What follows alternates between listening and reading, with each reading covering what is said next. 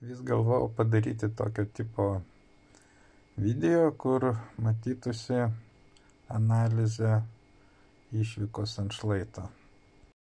Kiekviena išvyka prasideda nuo planavimo, žiūrėjimo, kokios bus prognozės, o prognozės buvo ant ribos, tai kryptis gera, o vėjas nuo 5 iki 12. Kągi tai reiškia? Pasakysiu savo pastebėjimus. Jeigu minimalus greitis būna 5, o pavyzdžiui maksimalus 10, tai reiškia oro sąlygos gan bus priimtinos skraidyti. Užpūtimai bus netokie ryškus ir ramesnis oras bus gan ilgesnis.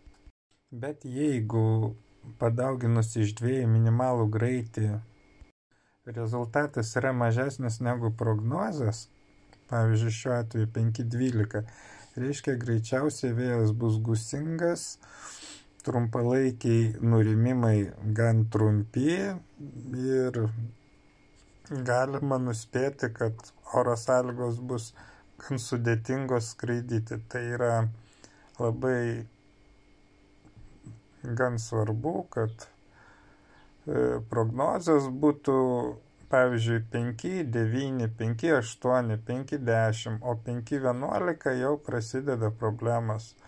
Ta prasme, jeigu 6-12, jau vis tiek bus ramesnis oras negu 5-12. Čia yra grinai mano pastebėjimai, kas liečia prognozės nuspėjimo.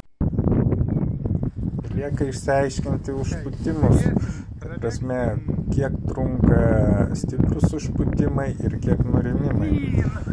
Dabar čia jau yra nurimę, bet aš niekur neskubu skristi, tiesiog laukiu, kol vėl užpūs.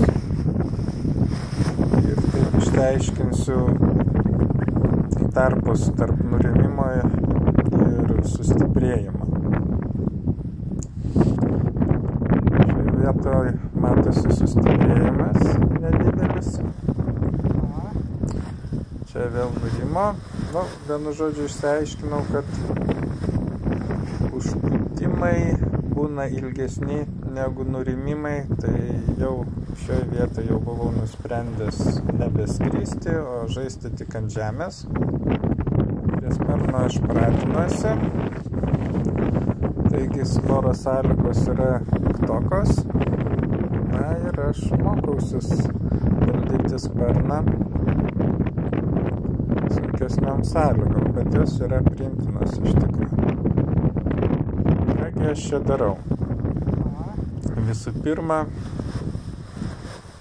aš bandau sparną, kas mano akimis dauguma pilotų tiesiog nežino, kada sparnas nulūš. Jie nejaučia tos ribos. Ir pirmas tikslas yra pajausti sparno lūžio vietą. Čia yra sustiprėjimas, mane nupučia. Nupučiant išsisipuoja sparnas, aišku, šitą bandžiau išlyginti. Taigi, pirma užduotis pajausti sparną, kada jisai gali lūžti. Ir vairų judėjimo diapazonas yra labai svarbus. Ant kiek sparnas reaguoja į vairus, čia mane mėto į šonus ne dėl to, kad aš sparną nesuvaldau, kaip kiti sako. Pažiūrėkit, labai įdomus momentas dabar bus. Nedidelė turbulencija, aprimimas ir ateina burbulas. Tai yra prieš kiekvieną burbulą ateina neramus vėjas, turbulencija. Sparnas kaip ir perspėja tave, kad toj bus burbuliukas. Susikaupk.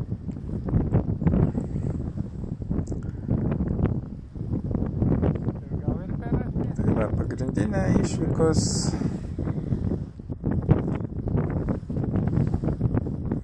treniruočių diena buvo pajausti sparną. Na čia gal didžiausias nurimimas tą dieną buvo gan greitas vėjo nurimimas.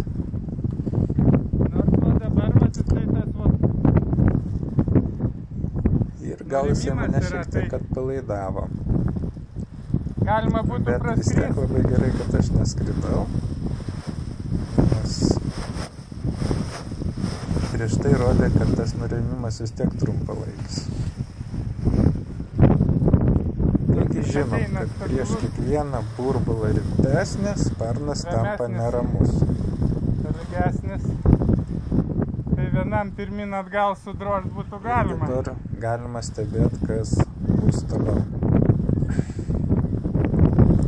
Čia aš pamačiau žąsis skrendančias ir jos mano dėmesį nukreipė nuo pagrindinio fakto. Sparnas perspėjo, artėja. Ir aš pražiopsiu šitą gusį.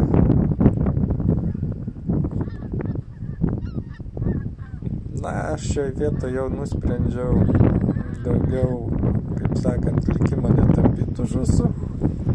Nu va tokie trumpalaikiai tikti burbuliukai. Maža to, kad su jėga tai dar ir iš šono kala.